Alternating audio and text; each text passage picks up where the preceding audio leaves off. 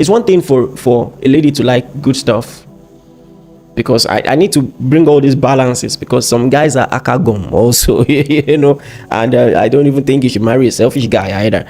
I want to start with something very fundamental also. Men who are married but not separated. Men who are married but not separated. Please run away from such men. Listen, I'm not saying that they're all bad. We've had like a teaching on divorce, and I've told you how that people actually go through a lot of precarious situations that put them in a position where you can make even a biblical argument for divorce. We've talked about domestic abuse, and when you talk about domestic abuse, people's minds automatically just run to a husband beating his wife. I've heard stories. A woman who will, just pick things to hit her husband. The man will jump from a window. I'm talking about a wealthy family, an exposed family, but the woman has a terrible temper and things like that. But at the end of the day, married and separated is different from divorce. There's this guy who talks about relationship, and he's Black American. I think his name is Stefan. So he made a very, very important point. He said, when someone says, listen, I'm married but I'm separated, just hear the first part. Just hear married. That's what you need to hear. If he's very serious, let him make a commitment. Let him settle whatever he had with the former person. Then you can now think about it and talk about it. Otherwise, no conversation. This is very important. Let me tell you this. When it comes to matters of the heart, things about relationships, sometimes we lie to ourselves. And we just think, it's not that bad. Or we think, I know this is what I should do, but he's different. Many of the things that pastors and relationship experts tell you are backed up with statistics. A lot of things can go wrong. He just comes back one day and he just remembers, he just has this nostalgia and remembers all that he has gone through with that first woman. And he says, you know what, I decided to make it work with her. What then are you going to do? Or, I really like what I have with you, but it will be good for our children that I stay with my wife. What then are you going to do? The second type of man I want to talk about is a man who also, I talked about this regarding ladies, who's not ready for relationship. Listen, and there are many angles to this, but what I'm saying in essence is a man who gives you attention, always in your space, blocking your website, and all of that. In fact, the people who might be really interested in you, they're taking a step back because they see this guy all over you like a fly, but he doesn't make any verbal commitment. This is especially precarious when it's someone you're also interested in and you're just waiting for him to say something. I want to say this. You see, many guys, emphasis on many guys, go for what they want. If he's not saying it, that's a red flag. That's a red flag. That's a red flag. If he's not saying it, if he has not verbally told you, listen, I want us to date, either of two things. It's either he doesn't feel you're the one, but he just enjoys your company.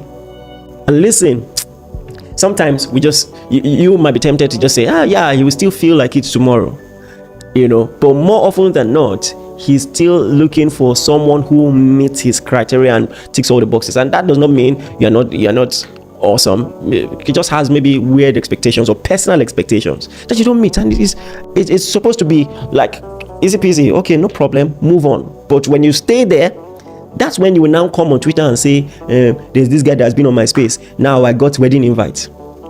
Because chances are, if the lady he has secretly been waiting for shows up, he's going to move on. Or he just wants all the things that come with relationship. And this is, like I said, this is a Christian channel, so I'm not talking about sex or touching or any such thing. But he just likes the attention, the friendship and all of that, the commitment, without actually having like a sense of future. Weird ideas.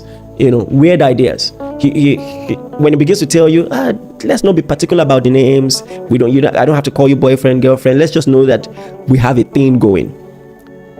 He's trying to play with you. Don't believe, okay? And just pull the plugs. The second type of man, or the third, type of man I want to talk about is the selfish man. The selfish man. And I'm not even talking about selfishness when it comes to money, because we're talking about dating. He's not your father, hey?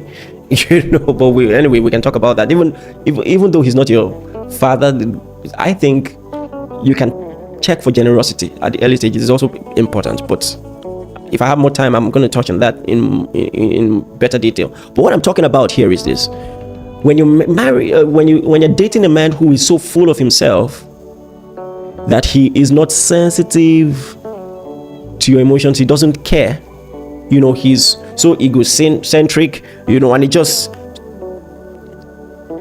acts anyhow, talks anyhow. When there's a decision to be made, it's his way or nothing. He's not even open to consideration. That's not someone you want as a life partner. That's not someone. In fact, these are the kind of people who maybe spiral into abusing their partners. I'm just saying. So you might want to watch out for that. All right. I'm not talking about someone who is strong-willed. I'm talking about another extreme. It's not even open to suggestions, not open to negotiations, and he just wants his way all the time. All right.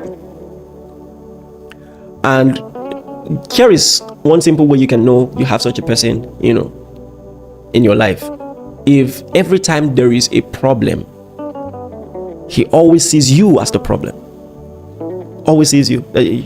You are the one who, they are never introspective. They never sit back to say, okay, this is what I did wrong. Never. They never acknowledge that they are wrong. Never. They never apologize. Please run away from such a person. Otherwise, you'll find that you'll be dating yourself, and you're just going to be in an abusive situation. Even if it's not physical, it's going to be emotional abuse. So you want to run away from such a person. The next person that you should run away from is someone who is just a dreamer. He never wants to do anything. He always has, lofty ideas of things he would do, things he would become, things, but when you look at the person's track record, you can't see any pattern of consistency.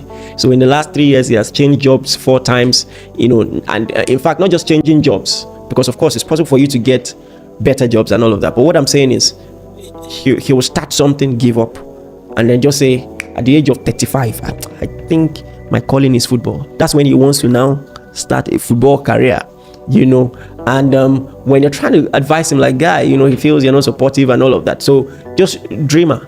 So after he tries football 2 years, he just says, I know it, it's not football, it's dancing, and things like that. Listen, especially because I believe that the biblical design is that the man of the house should be a provider, and should offer a sense of leadership for the house. The worst thing you want is to have a man in your house without a clear sense of direction.